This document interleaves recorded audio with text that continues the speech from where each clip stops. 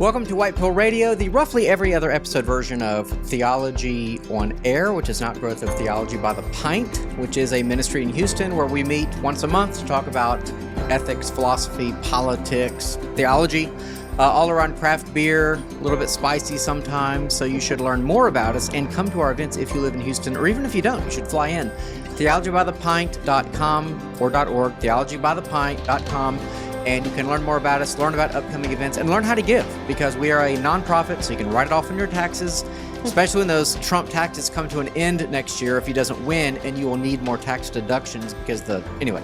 And tipped. Theologybythepint.org, learnmore.com. And anyway, so this is White Pill Radio. This is post-apologetic, ultimately hopeful, applied theology that looks at current news and world events from a Christian point of view, and I like to say that this is blessed talk, but not happy talk. So we are going to dive into the controversialist issues of our day and try to offer. It is now. Okay. I just said it. So anyway, I'm Evan McClanahan. I happen to be the pastor at First Lutheran Church here in Midtown, and I am joined, as always. I'm gonna have to move my chair because I have to turn my neck too far to see you. But I'm here, Sarah Stone, Executive Director for Theology by the Pint. Hey guys. Hi, and I'm Ken. I'm an accountant. He's our accountant. I mean, not just our accountant. He does lots of accounting things for Theology by the Pint. So yes, and he also has some hot takes on things. So why don't we get started? Yeah. Okay. What is the hottest of hot news going on right now? Well, you suggested an article from Newsweek. Evan Barker headlines are, I raised millions for Democrats. At the DNC, I now realize they're the party of the rich. Which I followed up with a 1-2 punch. Teamsters won't endorse in the presidential race after releasing internal polling suggesting most members support Trump. So, Evan Barker from the first article is talking. She didn't choose her because same name, but she. Okay, yeah. Okay. She kind of went viral during the DNC because she was there, and she posted a video like the next day and expressing her frustration. I'm guessing Newsweek reached out to her, having seen that viral video. This is the first I'm hearing this person. Yeah. It was a fascinating article where she talks about growing up in like heartland Kansas City and going to the DNC, realizing that like, okay, sure, all this brat summer is good for like the common people, but what kind of common people are we reaching out to? And it's all like college educated and kind of waspy. Yeah. You know? And then this Teamsters article is saying that like the Teamsters, if you don't know, is a union for like truck drivers, steel workers. It's kind of like the union's union. And their people, the salt of the earth people that work with their hands, they're leaning more towards Trump. And so, when you poll them on the down low, kind of. Right, yeah. right. Anonymous, online, you're safe here. Well, blink twice if you're going to vote for Trump. No one broadcasts their ballots, right? Right. You'll talk big to pollsters, you'll talk big on social media, but when it comes down like to the ballot, yeah, you know, these are the secret Trump voters that everyone was trying to find in 2016. Yeah. Right? All the polls had Hillary winning, and like, okay, where did all these Trump voters come from? Everyone was embarrassed, but they were doing it. Yeah. I think there's less embarrassment now, so I don't think Trump can quite count on the shy Trump voter as much, like as being a 2-point boost in the polls or something like that as he did before. But which is kind of good news, bad news. But I think this is kind of a summary of like the greatest political alignment we've lived through in probably 50 years or more. You mean realignment. Right. Okay. Yeah. Yes. Realignment. Where RFK Jr. This is why he is supporting Trump. I mean, he just did like an interview with Charlie Kirk, and he just goes through it point by point by point. The Democrat Party used to be the party against war. It is now not only for war, but the speaker before Kamala Harris at the DNC was the head of the CIA. I mean, absorb that for a minute. Like the CIA for how long was sort of the bad guy from the leftist point of view. We have the Cheneys. The Cheneys are endorsing, the Harris campaign. That is really bizarre. I mean, this guy was Darth Vader for so long. I was going to say Darth Vader. Yeah. Yeah.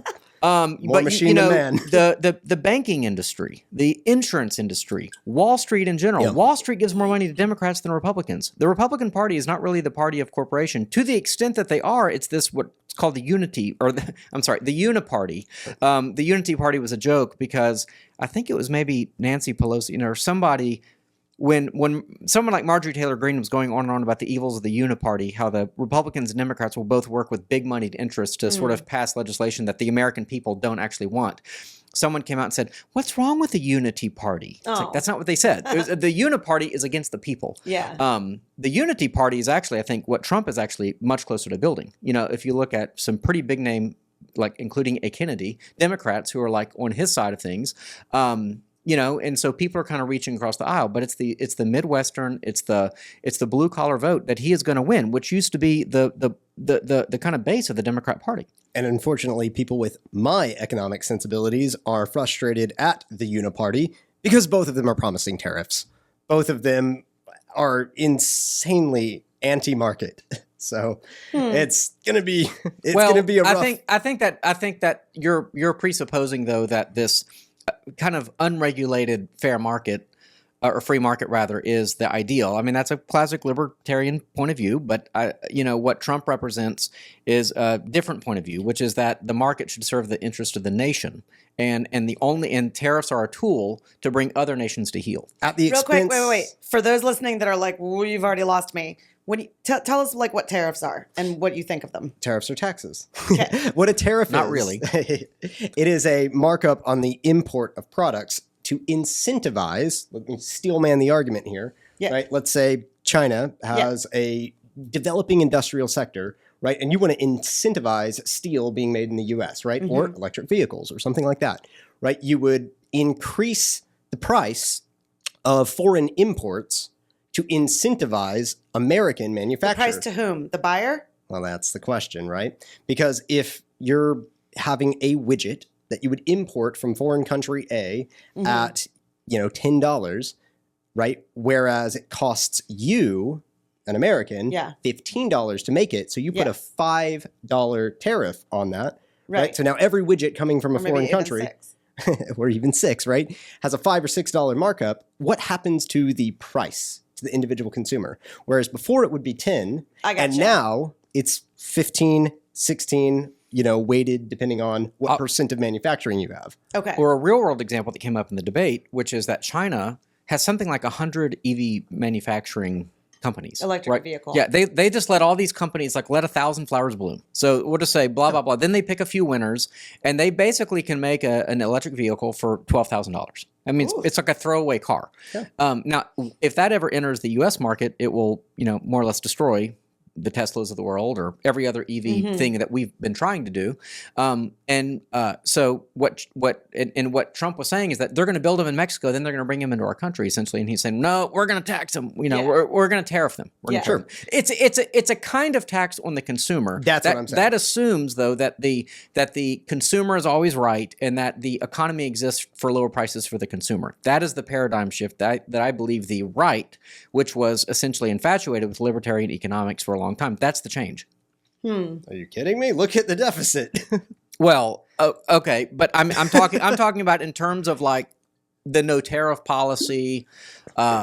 Okay, infatuated was a strong word, but generally speaking, that is orthodoxy in the Republican Party. Would be libertarian. Never get a win. Yeah. Well, can I just throw something else in there? Just like the human element. So isn't part of the reason why some countries can produce things more cheaply because they're not following the same humanitarian rules and codes that we are? Regulation. So I would rather pay $15 for said widget than to pay $10 knowing that a slave child was up for 72 hours making it. That is an excellent argument. However, Thank you. With the China policy, yeah, it's really comes down to cost of living, right? If you've ever gone to, Australia or India, right? Australia has an insanely high cost of living, and your US dollar doesn't really spin very much there. Now you have the FX rate, which is the US dollar versus the Australian dollar. That'll fluctuate, but honestly, what economics refer to as the purchasing power of parity, right? This is how many McDonald's cheeseburgers can your dollar buy, right? Yeah.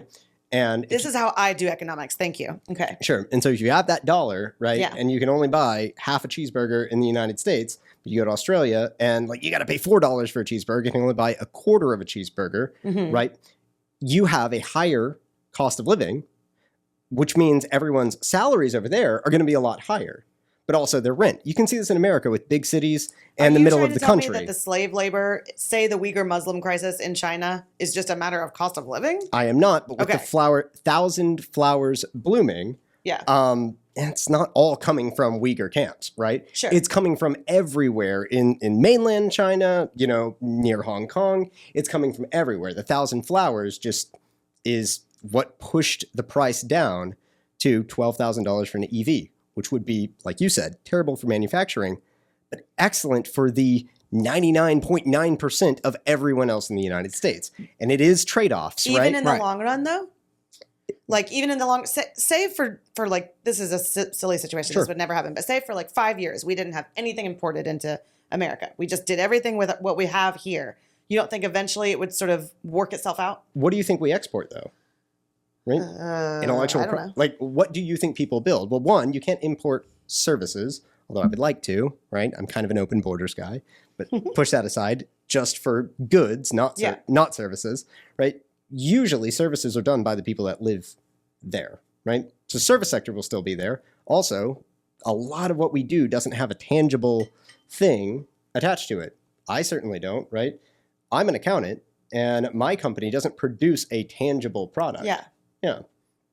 That doesn't quite answer my question, but maybe I'm just but, too stupid for this but conversation. getting back to the article, Yeah. which is another someone Democrats else are who's elites. someone else who I have mentioned that is a kind of now Trumpian Democrat. I believe her name is Batya Ungar Sargon. Yep. Her book is called Second Class.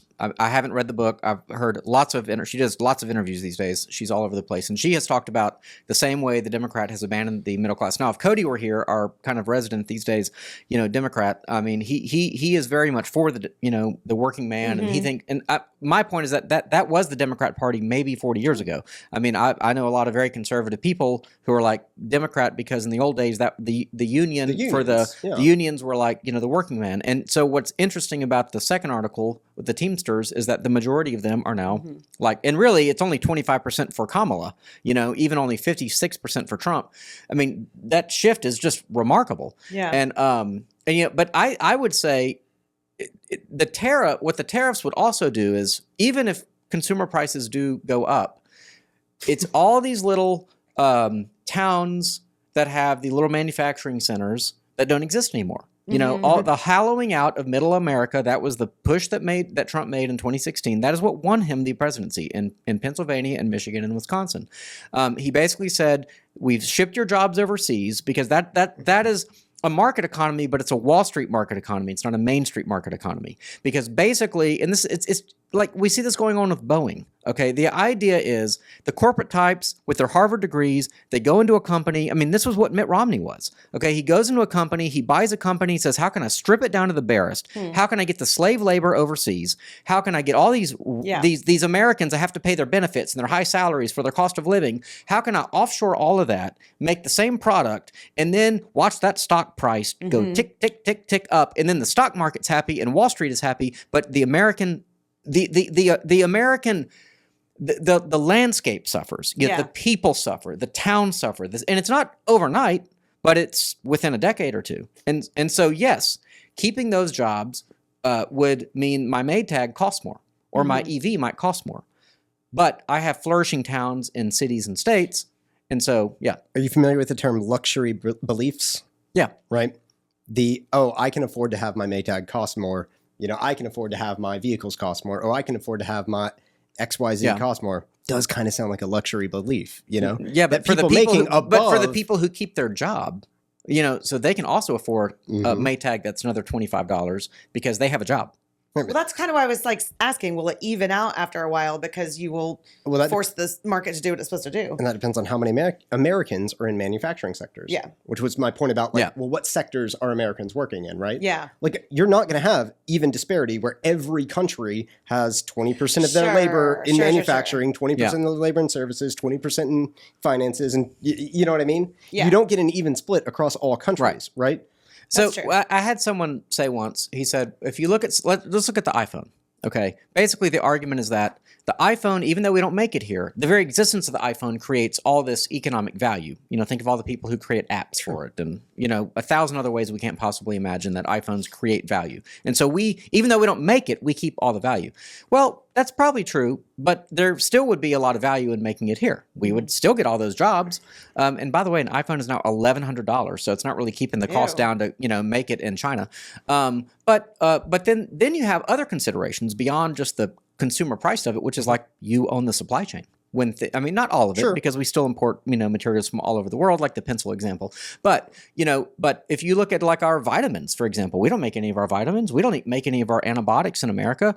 And there's a thousand other dye and dyes and cast and dye, like manufacturing processes. There's so many things that we don't make anymore that the supply chain has literally disappeared. For the vitamins, like go to GNC, right? They may not be like the official vitamins regulated by the FDA, but like there's 1,000 Bob and Sally's trying to sell you their supplements, right? Yeah. They're chock full of vitamins C and D and A among their other herbs. Maybe vitamin was the wrong example. I don't know. But antibiotics, I'm pretty sure like we hardly make any of those. And there's lots of there's a whole cottage industry of people who make supplement like emergency antibiotics that you have on staff because you may not be able to get it in the future. So, but I would say it is a trade-off.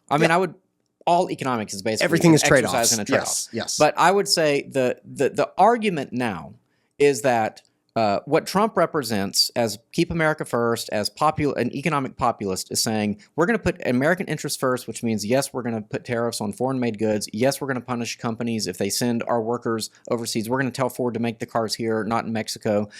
Yes, it's all those things are trade-offs. It means your vehicle might cost more, but it's not going to hollow out America. On the other side, her point is that if you look at all the big things, okay, big tech, big pharma, big banks, big insurance, boy, they love that Obamacare, those insurance companies, they're all pro-Democrat now. And so when people kind of make this like blanket argument, like Democrats are the party of the little, it's like they're not paying attention. Two richest guys are big university. Big university for sure. Yeah. Big media, big entertainment. Honestly, I can't think of a single big thing that like is conservative. I was going to point out Musk and Bezos, right? Like the two richest people in America, very heavy in the tech sector. Like her point was not that Republicans don't have rich people, right? Republicans are definitely the party of the rich as much as the Democrats are. Her point in this article was Democrats are the hypocrites about it. Yes. Right. Yes. Yeah. And I would say that Republicans hate Trump. When in 2016, you had Ted Cruz saying, vote your conscience at the RNC. Think about that. Like even 2016, Trump was an unknown commodity. Yeah, but still, pretty known. 2016. You normally rally around your guy, by the time of your own convention, and that hadn't even happened yet. I think Trump was really combated against Republicans. I think a lot of Republicans still, even now, they still hate him. Well, that's rich coming from the one guy that didn't take the pledge to endorse the candidate. Yeah. He was the one guy that said, I will not rally around the guy. Yeah. He was the only one on stage that did that. I would, honestly, I support that at this point because I think that he understood. He is a third-party candidate in a party. And he has, I'm somewhat sympathetic to this. He has had to fight against the left and the right within his own party. And he's done it. And he's like the one guy who could do it. He's far from perfect, but in retrospect, if you want to keep getting the Romneys and the Bushes of the world, then you keep doing what you're doing. It's like the definition of insanity. He has very unorthodox positions within conventional Republican politics. Right. He is a Ross Perot type, a Roosevelt type. He's a populist. If only he could get up on a chalkboard and explain economics like Ross Perot. Right. If only. That would be fun. So could you imagine him trying to do that? Oh. But I don't know. I think that is kind of the shift that we're looking through. And I wonder if there won't be more and more Democrats who still believe, it's like holding on to this kind of cliche that the Democrat Party is for the little person and it's for the blue-collar worker, and they still believe that. But it's like, actually, they're again, quoting RFK Jr., pro-war, pro-pharma, pro-Wall Street. Killed Soleimani, did Operation Warp Speed. You're talking Wall Street. Yeah. This guy is a New York real estate mogul. That's not Wall Street. That's very much Main Street. But it's as out of touch to the Teamsters not the Teamsters. Sorry, the Teamsters are the union, right? The community organizers. Yeah, but why do working people love it's him? as out of touch to, I don't know. Well, I know why. I do know why. I think because even though he's a billionaire, The people he as a person, his persona, and I think it's legitimate. He's authentic. I mean, he can show up to. He was on Greg Gutfeld's show the other day. I saw that. I mean, and he's I thought it was kind of charming, actually. He does talk like Joe Sixpack, watching. Yes. Yeah, watching Fox News. But there's so many CNN, anecdotes, hundreds of anecdotes of people, the people that work at the golf clubs, the people that are in his interaction. They like him. Yeah. I think I have a proposal, which is the people that hate Middle America also hate Trump. So it's an enemy of my enemy and it's my friend situation, right? Like, well, Trump was actually right when he said, they don't hate me. They hate me because they hate you. And I think he hit that nail on the head. Now, enemy of my enemy is my friend, get you into some really shaky situations. So that's why I don't like Trump. Hey guys, Sarah Stone here. Sorry to interrupt what I'm sure is a riveting podcast episode, but Theology by the Pint needs your help to continue providing these podcasts, offering our in-person events, and growing so we can bring thoughtful conversation and the hope of the gospel to a world that's increasingly walking away from church and from faith. Now that we're a 501c3 nonprofit, all donations are tax deductible, so we've crunched the numbers, and if each listener of this episode gave just $1 for each episode you listen to, we'd put a huge dent in our annual budget. So consider giving today. Go to theologybythepint.org/give and click the link to donate. Thanks so much, and now back to our show. Well, you don't count anyway because you don't vote. I know. There is a line in this. It's a bad word, and I can't say it, and I can't find it now. But this author in this Newsweek article, Evan something, she was in San Francisco at like a fundraiser or something, and people were describing people in Kansas. Yeah. And basically, it was an F word, and they're basically saying they were dumb. Yeah. Put those two words together, and you get the thing. And she was like, "That's where I'm from. I'm from Kansas. And so it was like, who are these people? There's an arrogance. There's I hate the flyover country. There's a book. He wrote a very controversial book called The Bell Curve, but Charles Murray, sociologist, also wrote a very short book called Death of the West? No. Something apart, growing apart, splitting apart. I'll Google it here in a second. But he basically compares two towns. One is like called Fishtown, which is like an average blue collar town, and the other is like your average American metropolis. But his basic argument is that if you look at San Francisco, tech, Los Angeles, Hollywood, New York, finance, and DC politics, that those are the four centers of power in America. And the amount of power and influence and money that is in those four places alone is just astounding. And how it's called Growing Apart, and how these two cities have absolutely nothing in common. They are going in different directions. They do not understand each other. They do not play, and this is what you see in voting patterns. And that is the voter that Trump is going after. He's going after the Fishtown voter. Yeah. He is saying, your town is falling apart. I can change it. We can have policies that will change it. And what you see in the Democrat Party is just what seems to be, I would argue, a never-ending pandering to these bigger interests. I mean, five of the top 10 wealthiest counties in this country surround Washington, D.C. Yes. This is the Hunger Washington, Games. D.C. per capita has more millionaires than any other place in How? America, and They it's don't not produce even anything. close. They don't because make, it's the they don't lobbyists manufacture. and So Yikes. they do nothing but suck all the money from the heartland.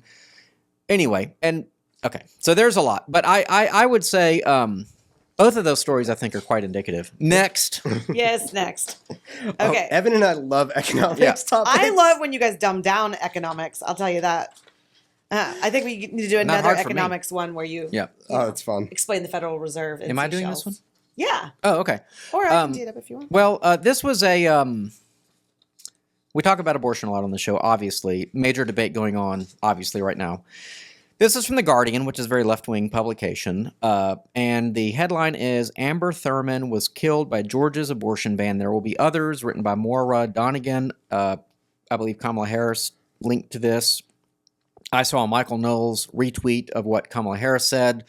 And the argument is basically that Amber Thurman, as a young woman, because Dobbs, she could not get an abortion that would get all of the body her child's body out of her body.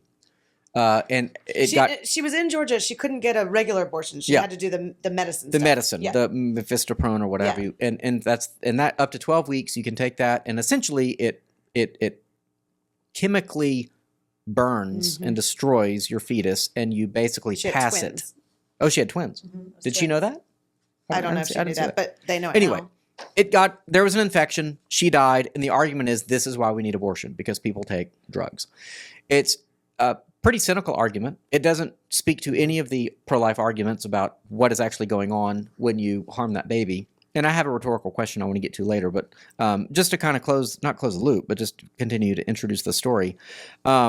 Basically, the argument is that it's kind of like the back alley abortion argument, right? It's like women are going to do this anyway. We need it to be a safe procedure, but I would argue it argues just the opposite. That what these drugs allow are for women, and I've said this on the show, to like take this drug in the privacy of their home, all alone. It's an extremely dangerous drug. It's killing the baby inside their body that they pass on their own. It is literally a lethal Yes. drug. Yes. Yeah. Lethal. Yeah. And by the way, part of the reason why she died is because when she went to the hospital afterwards, when she was having complications, this infection, she eventually turned septic. She got really terrible service, is that the right word? Attention from the hospital. Like the hospital was kind of negligent, and and that has nothing to do with abortion or abortion law, and everything just to do with that hospital. But that's not what's being talked about, right? Like what's being talked about is that somehow conservative ideology killed her. Right.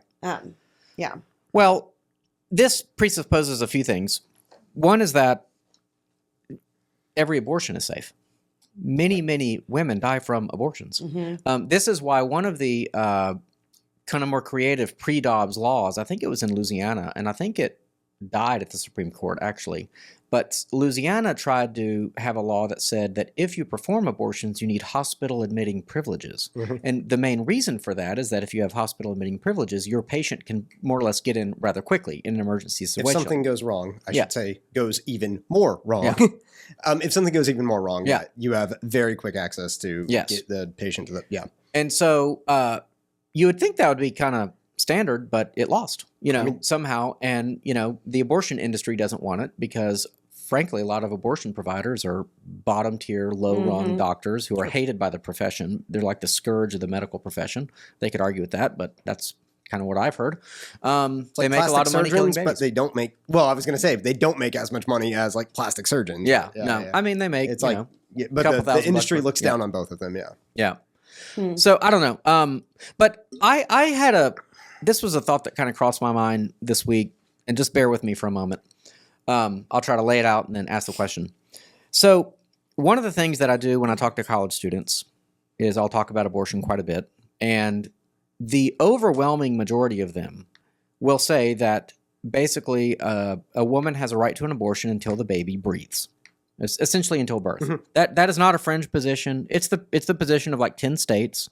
That was what Trump was fact checked on during the debate, and he was correct. There are states that essentially allow up to birth abortions because there's something magical about the birth process and the breathing. They fact checked him on Governor Ralph Northam's like post birth abortion. They said that doesn't happen. Right? Did they say? I don't think they said up to 9 weeks. Did they? 9 months. 9 months. I can't remember the I think it was exact there's no language. state in America where it's legal to kill them afterwards. And it's like, well, it's not legal, but it's happening. Yeah. Or also they're not killed, but they're allowed to die. They just set them aside. That does happen. I mean, this was a big controversy with Obama in Illinois back when he was in his state Senate days. That was the Infant Born Alive Act, which, it's the same situation. Yeah, they would just set it and let it cry off the side. It's really gross. But anyway, okay, so that's a very cynical approach that's very common and is disturbing.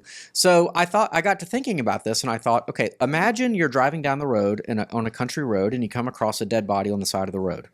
Okay, would it be morally correct to harm that body, right? To do harm to that body, to dismember that body, to burn that body, to stab that body, to take that body off and bury it in a field?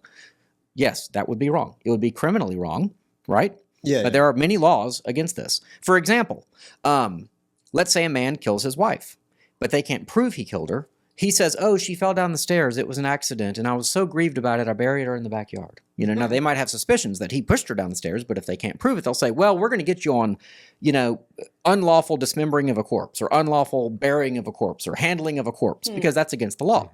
So if it's wrong to harm the body of a dead person, why wouldn't it also be wrong to harm the body of a living, unborn person? Well, you're assuming that it's a person. You're assuming that everyone agrees that it's a person. Yeah. And- But what else would it be? I know these are kind of still logical arguments that don't really change minds. And also, a dead body is not a person. So maybe the word person isn't the word to use. But I know what you mean when you say it. Is it a person? Well, the word corpus Let's just say comes from corpse, you know. We means talked a lot about person, personhood body. at Theology by the Pint. It often has to do with a soul. Yeah. But you would agree it's wrong to, like you would agree, like, for example, like if somebody dies, the funeral home should take utmost care of the body and show respect to the body. There's a dignity that we afford dead people that we don't afford living babies. Yeah, and that's kind of my point. So like if even if you don't think it becomes, I don't know, something worth protection until it breathes, which it is breathing in the womb because it's getting oxygen. So that's a It's silly. And that is, like, I hate playing devil's advocate.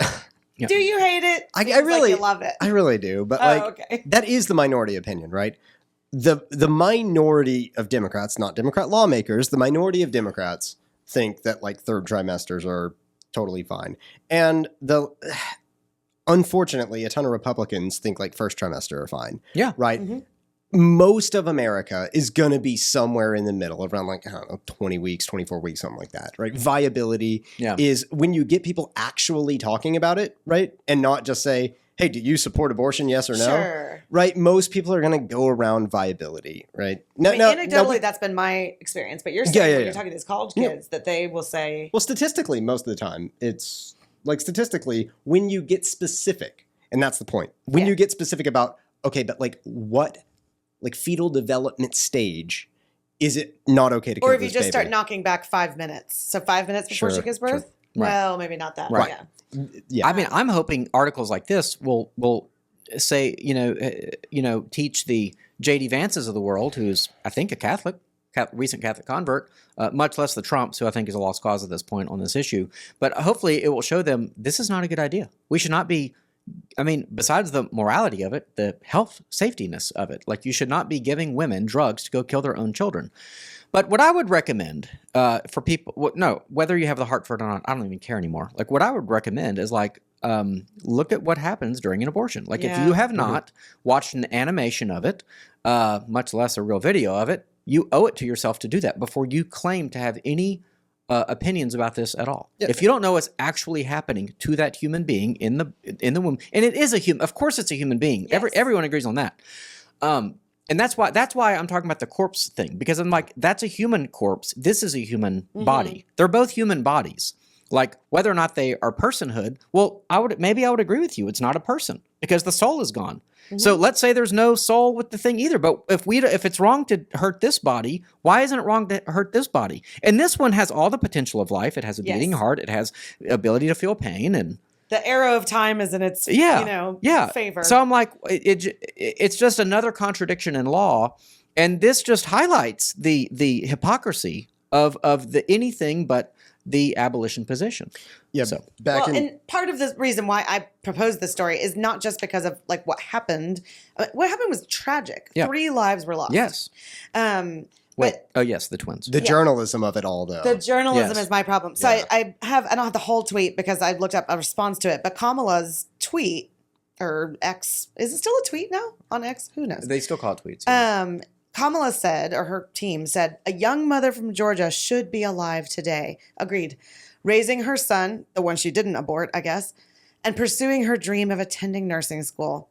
I mean, of all people, who should have known? Anyway, this is exactly what we feared when Roe versus Wade, I assume the next thing is like, was overturned or whatever. So it's really gross. It's saying this thing that happened is because of these conservative politics when the thing that happened is because of abortion. Like, right. What? I mean, I feel like a crazy person, sort of like, are we all being gaslit? Also, let's say this nursing student was still alive, her 2 twins would still be dead. So I could write just as poignant of a tweet saying, Yeah. "Isn't They it should sad be that pursuing these their that these two dreams. Yeah. people If Evan be had his alive?" way, she Right. would be alive, taking care of her twins. Is how you would write. That's kind of what the mothers opposite have. of that article. Yeah, there's a reverse to that coin. Yeah. That's Yeah. what mothers have kind of always done. You know, they had kids and they love their kids. I mean, it's crazy. Since when did that become a foreign concept to humanity? It's Well, weird. Well, no. People like, have been throwing people that's aside what I was gonna say. Like, since the dawn of time. And it's You always just been leave it- wrong. But it's always been it's wrong. always been wrong. Yeah. Yeah. I was gonna say Baal, Molech. Like, Yeah. Yeah. it was a thing a long Well, time I mean, ago, too. adoption kind of I- came on the scene. I'm because sorry. I live in America where it's apple pie and motherhood, you know, and baseball. Apple pie and Well, I'm a mom and I do love apple Even pie. if you go back to the founders, I really hate to be nuance bro here, but like the founders did allow for abortion up to the quickening. Well, yeah, I mean, and some people have The argued quickening, that- by the way, is like when the the first first time you can movement. feel first time you baby can feel it stirring. yeah. I just think stirring. I will say though that I think there's still a lot of shame around abortion. So it was probably I would think a very rare thing. The ubiquity of it now forces us, I think, to really say, well, what is the best evidence as to what's going on in the womb and so on and so You know, forth. it's not just the ubiquity; it's the reversal of the narrative. Yeah. It used to be a shameful thing until you started calling it "my right, my body." Yeah. You know. Right. Well, then it's like, well, yeah, you should take care of your body and you should have, good health, and that's part of your health. Healthcare for women. I say this Yeah. every time. I'm a science bro. I think 50, maybe 100 years, we solve this when Yeah. we can incubate babies and we don't have to worry about like the whole physical problem of it all. Okay. Transhumanisty and weird, Little bit. but okay, cool. Well, I just don't like dead babies. Well, With we you. all agree about that. Well, we do. We do. Yeah. Hopefully, we'll all around in 50 years to see if you're right or not. I will say, let me just say this. Yeah. I'll be very interested to see where this whole conversation is in 3 to 4 years when we have hard data, or relatively hard data. It's hard to get this data, no pun intended. But because right now the pro-life movement says 1 million abortions a year, 1 million abortions a year, right? 65 million abortions since Roe v. Wade, da-da-da-da. And now then Dobbs comes and since both parties, there's the uniparty for you, agree on almost every abortion, except for these very late stage abortions, we're going to still have 1 million abortions a year, 1 million abortions a year, 1 million abortions a year. And I really wonder, what is the pro-life argument going to be then? Like, because this is a failed strategy. Yeah, I know you don't shy away from this, and I don't either. But Yeah. like, the dirty secret that like pro-life communities usually don't like to talk about is when you show them the visceral graphic abortions from like the really late stage forceps abortions, Yeah. which are extremely graphic. But even a 10 to the week- middle Yeah. suction Yeah. abortions to like the early mifepristone abortions, right? People get less and less squeamish with it, and like you said, the 1 million abortions, most of them are happening very early. Like the overwhelming majority of them are chemical abortions. And to be logically consistent, you've got to say, well, when it's the size of, a jelly bean, it's still a human person. Yeah. Yeah. Well, Yeah. it's something. Yeah. If it's not a human person, what is it? Years ago, I wrote an article for a website I write for from time to time, and Everyman Commentary, and I was kind of comparing graphic abortion images to Emmett Till. I mean, Ooh. Emmett Till has largely forgotten for a long time, but now very, very popular again in terms of a topic. Basically showing. I mean, the whole thing was Emmett Till was a young black man, and he was killed by a white mob, and Well, his mother his demanded. mother demanded that his image, after he had been drowned, and it was a grisly image, and it was on the cover of like Ebony magazine, and she demanded an open casket Yes. funeral and things like that, so people could see what they had done to her son. horrors, yeah. And the point is, you have to see it. And another corollary would be when a slave was able to describe the conditions of a slave ship to a sketch artist who drew in great detail, like, they're like on chains and they're on a floor and there's like a 2 feet thing and, da-da-da-da. And it's like, once people saw it, that's kind of when you have change. And so, Uncle Tom's Cabin, describing the Said so. horrors of Yeah. slavery to Northerners yeah. who didn't really think it was a problem, right? Man. And so I'm kind of getting a little radical in this whole thing where I'm like, the kind of like win hearts and minds argument on abortion, it seems like a losing argument, and where the pro-life community is always like, we have to make it unthinkable. It's like, By doing what? none of these strategies applied to slavery. None of them. This idea that you can't make like all abortion illegal, of course you can. That is how we ended slavery. Wow, and yeah. I am so sick of the pro-life community, much less like Republicans that I now have to vote for, being like, there's nothing we can do. There's nothing we... Of course. Like, why do we treat this image? Why is it okay to enslave? Why is it okay to kill people, but it's not okay to enslave them? Well, as Yeah. the biggest anti-war pacifist, like here, I'm going to talk about John Brown and slavery, right? Like, how far do you go, right? So How he was far- the guy that went around shooting people. Yes. He was an abolitionist. And He was an abolitionist who resorted to violence, just like, decades ago. I'm- Thankfully, there's not very yeah. many more Yeah, of these, like but burning down the I'm- abortion there clinics. used to be abortion clinic firebombings. Yeah, Like, I'm not making an argument for violence. I'm Okay, making an argument for the imagery. That's why I use the Emmett Till example and the slave ship example. Yes. And because when serious pro-life people, I'm not saying they're not serious, but I'm saying pro-life people use imagery of aborted babies. People say, "How could you? How could you?" What do you mean? How could I? That's what they're doing inside the building. Like, why am I the bad person? Right. I'm not for this thing. They're doing it 75 Yeah. times a day with a $4,000 a pop, or I don't know how much an abortion costs. Maybe it's half that. Maybe it's a quarter of that. But whatever. It's like, maybe that's where we're at. Maybe we all just need to get real comfortable somehow showing these images, like, because if people don't know, like, they're complicit. And will I don't think say- ignorance is a good argument anymore. When I was little, my parents were really into the pro-life movement. They always have been. They still are. But we were part of like Right to Life and all kinds of stuff. And we would sit outside abortion clinics and picket and all that jazz. But I had a couple pamphlets. I was in like middle school, high school, early high school. I had a couple pamphlets that had pictures. I can still recall them in my mind of aborted babies. And it was a horrifying image. And I remember showing it to a girlfriend one time in school. I somehow didn't get in trouble for this. And she was so convicted about it. She went home and her family like started going to church. Oh, wow. Like it was a whole thing. Wow. And I mean, we think about like, that's sort of not in vogue to do, but it did what it was intended to do, Yeah. Anyway. Yeah. Did y'all have the Grim Reaper? Huh? The Grim Reaper. Oh, at Texas A&M, outside of our Planned Parenthood, we had a guy with the black hood and Okay, that's a bit Grim, much. we didn't really like him, Yeah. but Have you heard about the Grim Beeper? Oh my Oh, That was an Israel thing You this want to week. talk about that? No, Okay. but it was a funny joke. Yeah. I mean, dark, but funny. Anyway. Dark humor. All right. I'm not going to make those jokes. Okay, let's talk about the Pope, you guys. I saw this somebody posted this on social media, and my immediate reaction was, you need to stop putting this deep fake stuff up there and go fact check this, because it can't be correct. It just can't be. But I think that it is correct. And whether there's a language barrier or not, come on, this is what I read. Pope Francis, he said this to some children in Singapore. All religions are paths to reach God. This is his quote. They are, to make a comparison, like different languages, different dialects to get there. And I'm reading this slowly on purpose because I want it to sink in. But God is God for everyone. If you start to fight saying, my religion is more important than yours, mine is true and yours isn't, where will that lead us? There is only one God, and each of us has a language to arrive at God. Some are Sikh, Muslim, Hindu, Christians. They are different ways to God. That is the end of the quote. Is wild. That's wild. Yeah. That the Pope, now he wasn't sitting in his like fancy chair or whatever, whatever he says is like, Ex-cathedra. yeah, sure. Yeah. Is like, I don't know, the same as scripture or whatever it is. And we love our Catholic brothers and sisters who come on the show. And so I'm not trying to make light of that. So, but this isn't some like, it's comparable to scripture, but it's still the Pope. It is still the leader is still the largest, Christian denomination on the planet, saying all paths lead to the one true God. And it's that sentence in the middle that really got me. It says, I'm with him that if you start saying my religion is more important than yours, that's rude, and it's missing And ironic the point. coming from the Catholics. That's true. But then he says, but if you say mine is true and yours isn't. Well, now truth is very different. Yeah.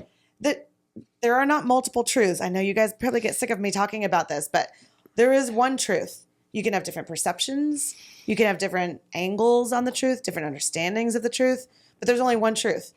I can't say something and then say the opposite of that thing and both things are true. That's just not, if Ken thinks that the earth is a sphere and I think it's flat, we can't both be right. That's just I think they call it the law law of non-contradiction. Yeah. Yes. Yeah. And so to that end, Just take two of them, for example. Islam and Christianity cannot both be true because they teach diametrically opposed theories of theology. So anyway, it's just a crazy thing. And to say that to children and then have it be quoted everywhere is so confusing. And it makes the rest of us look like idiots. Or it makes those of us that would disagree with him sound even more bigoted. Well, don't you think all paths should lead to God? Now, it is true, the thing he said about God is God for everyone. Yes, anyone can come to God. Anyone can say, I want to be part of God's family and be part of it. Evan, you first. I'm going to make y'all mad. Okay. Well, I would recommend Trent Horn, who's a Catholic apologist. He put out a short video about this, and I thought he made some good points. One of which is that this totally invalidates every martyr that ever went to some far-flung place on earth and died for the cause. Or every martyr in the Bible, for that matter. Or for that matter, anyone who even invited their neighbor to church. Why bother? Why you know? Every evangelist, Why anything? Why evangelize? I mean, there's literally no reason at this point to but even within like it's not that just Christianity and Islam are different, but like Islam and Sikhism are different, or Hindu, you know. So it's like offensive to lots of people. It's actually I would argue it's like the epitome of Western privilege or privilege to go to a Muslim person and be like, you're no different from me. Like they'd be like, yes, we are. You know, we don't have this idea that like all paths lead to God. Even within Islam, point to a Sunni and a Shia right, guy and say like, right. you guys are actually following God in the same way, and you're no different from each other. It's my privilege. Well, and I will say that, I mean, because we don't have a Catholic here, and you know, I've got some very close Catholic friends and relatives and all that. I mean, they would say, well, he was just speaking off the cuff, and well, this. I mean, it's always like excuses. Well, it wasn't from the chair, and it's not doctrine, and doesn't have anything to do with infallibility. And it's like, you know what? Fine, okay, but could he just defend Jesus like once? Well, you don't get to speak off the cuff when you're in that, when you put yourself in that position, by the way. Right. And we got into kind of a funny conversation about, is he the Antichrist? But here's the thing, regardless of what you think about end times and if there's going to be one Antichrist or not, he is Antichrist when he says this, because Christ himself said, I know you're getting ready to say some stuff. Christ himself said, I am the way, the truth, and the life. No one comes to the Father but through me. And he said some other stuff too, but that one is the one that comes to mind about being the only way. Yeah. Okay, Ken. All right, Ken. Are you on the side of the Pope? He keeps playing the devil's Antichrist advocate. I'm not taking a side on this one because honestly, I don't know.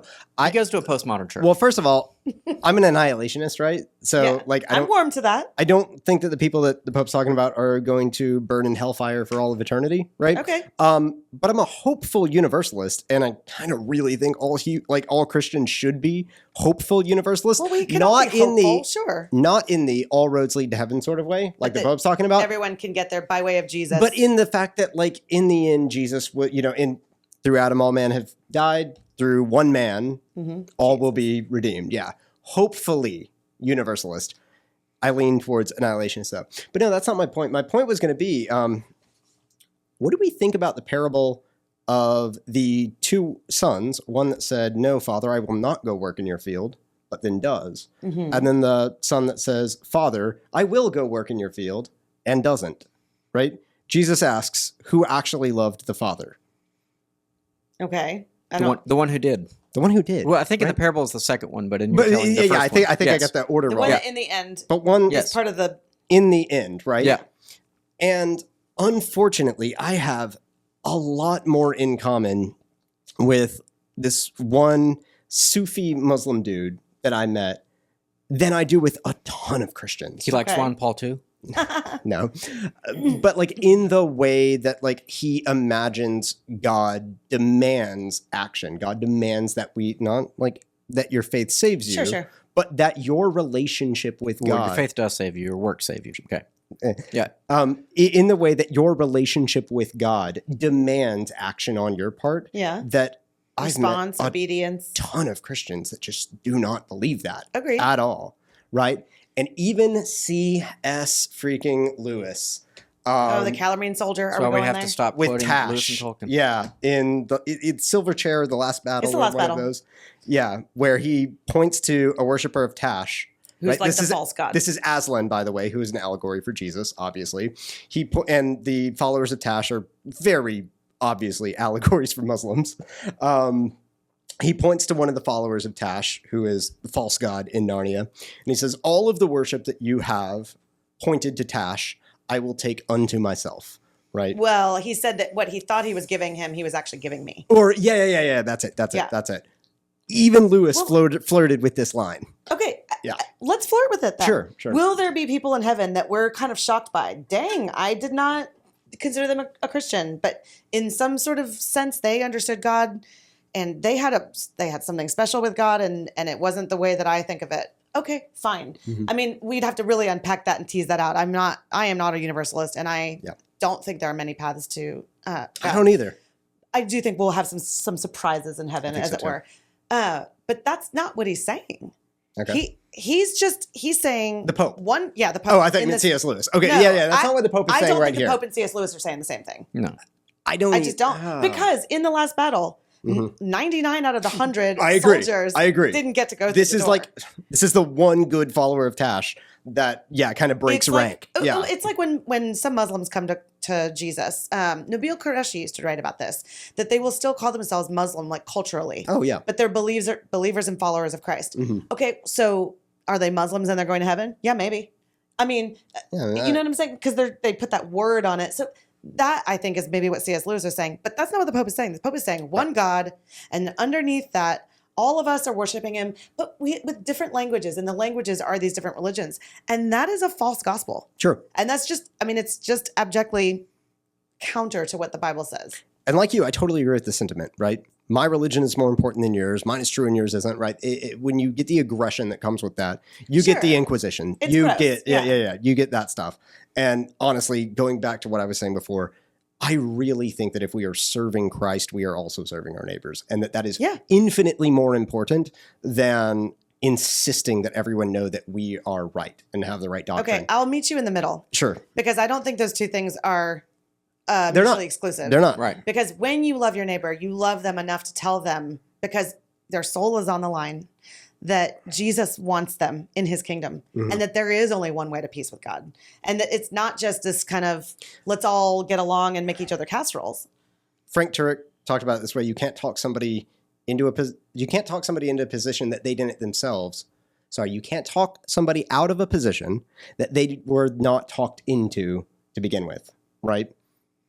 Meaning, I lost it. If their reasons for believing in Allah or Sikhism or Jainism or Buddhism or whatever, if their reasons for believing those are not an intellectual series of propositional statements, what you're saying is like not really going to convince them. But hopefully, the love of Christ will.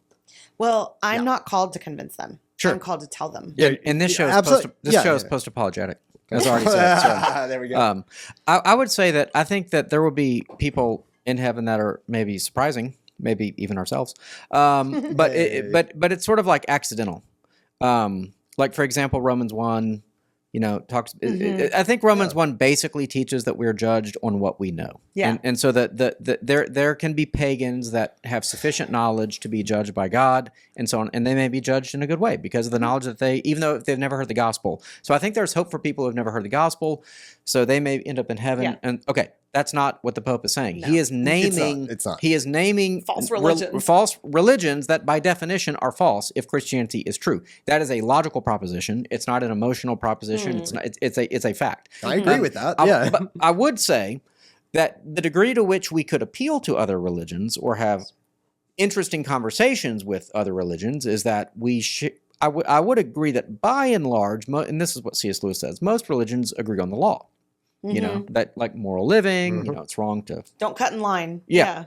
So, but it's the gospel that none of the other religions have. That's because right. no other religion has God becoming human flesh. I mean, this is the scandal that would, keep everyone else away from being a Christian, is that they don't believe that God could or would become human flesh, that he would take on the sins of the world, that he would, demoralize himself in such a way, demean himself. So, this is the good news that we have, to offer to the world. And the Pope is undercutting us. I agree. Yes. And I do think it's, there is not one antichrist in the movie like The Omen, where it's like the kid of an ambassador or something. That's stupid. There are multiple antichrists.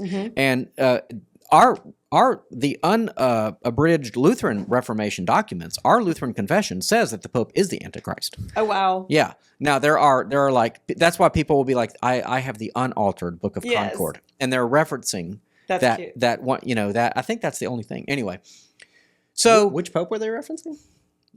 my understanding is that it's the office because yeah. So then it's more than one Antichrist. Well, I mean- no, again, we're not saying that it's like the devil, like on earth per se. We're saying that if the purpose of Christ is to relieve man of his sin so that he can live at peace with God, the Pope literally works against that. Yeah. Because the Pope acts as the supreme priest who is the intercessor for you, not Christ being the intercessor for you. Hebrews says Christ is the high Yes, priest. Yeah. but now the priesthood as an office, which is why I reject the title priest. I reject the office of priest.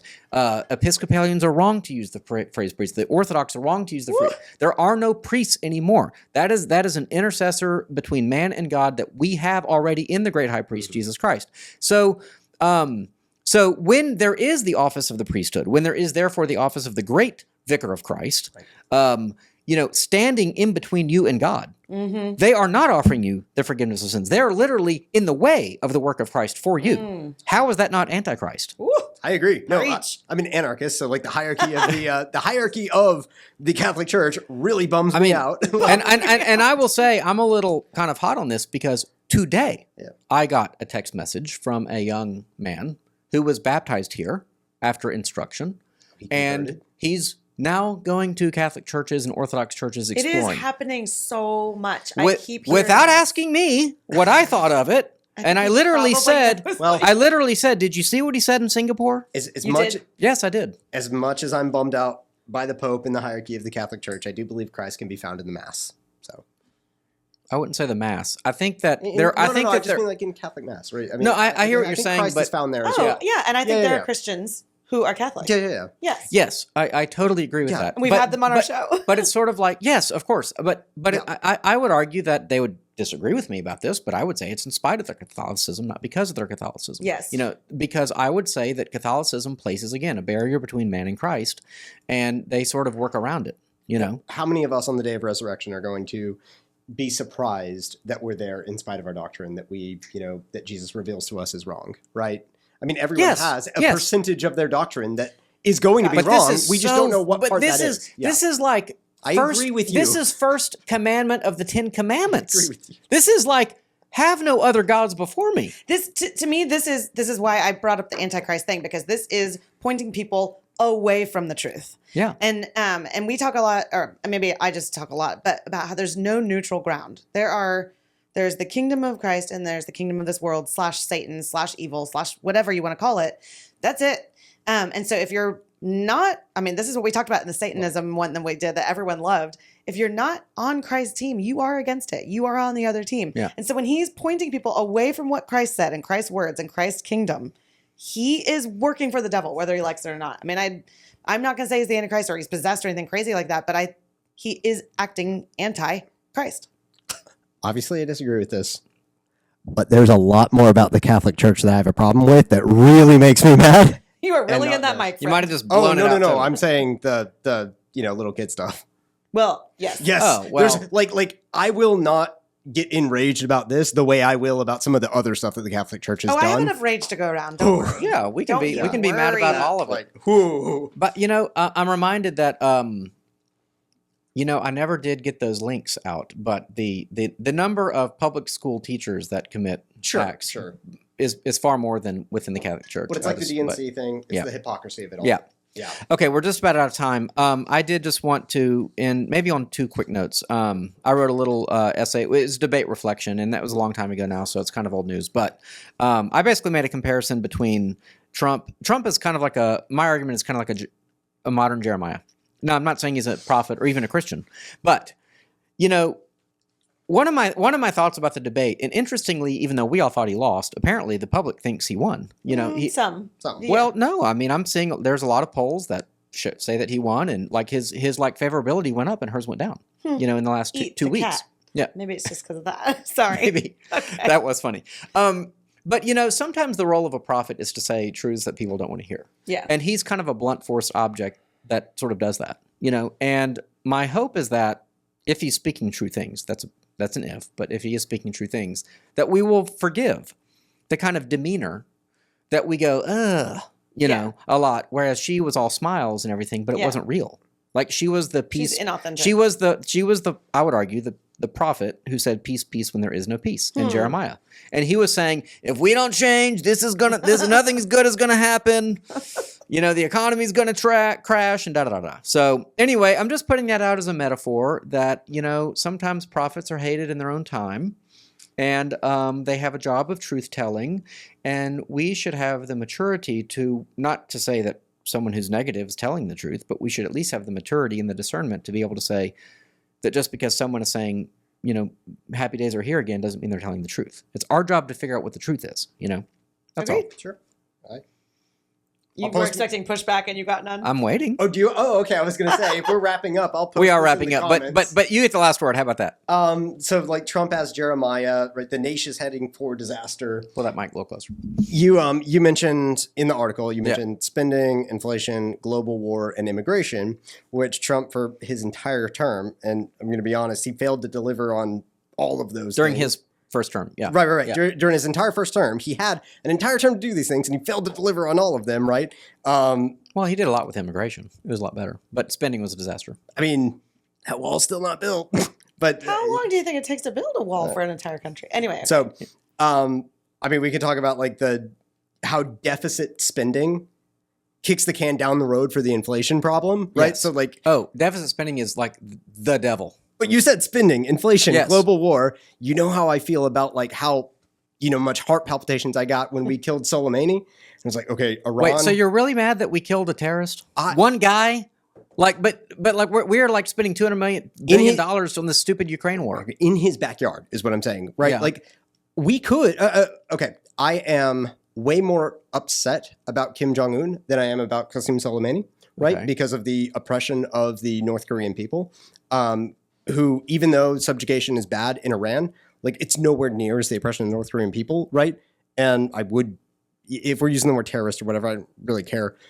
But like, yeah, there's probably a better argument for killing Kim Jong-un than there is for Qasem Soleimani, right? But like, what would that do? That would probably spark us into war, right? It's the Trump is afraid of war, which he never ended any of them, right? Even the Afghanistan rollout didn't happen until after he left.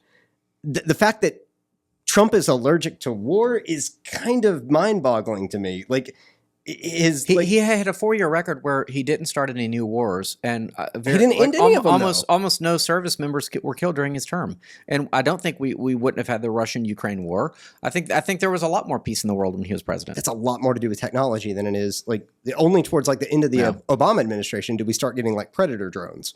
Right, it's a lot more to do with technology than it does with boots on the ground. Y'all are not going to solve this in the next 2 minutes. We'll have to agree to disagree. Yeah, but yeah, I mean, I think generally speaking, I mean, and a president is like steering like not even an aircraft carrier, but like something 5 times.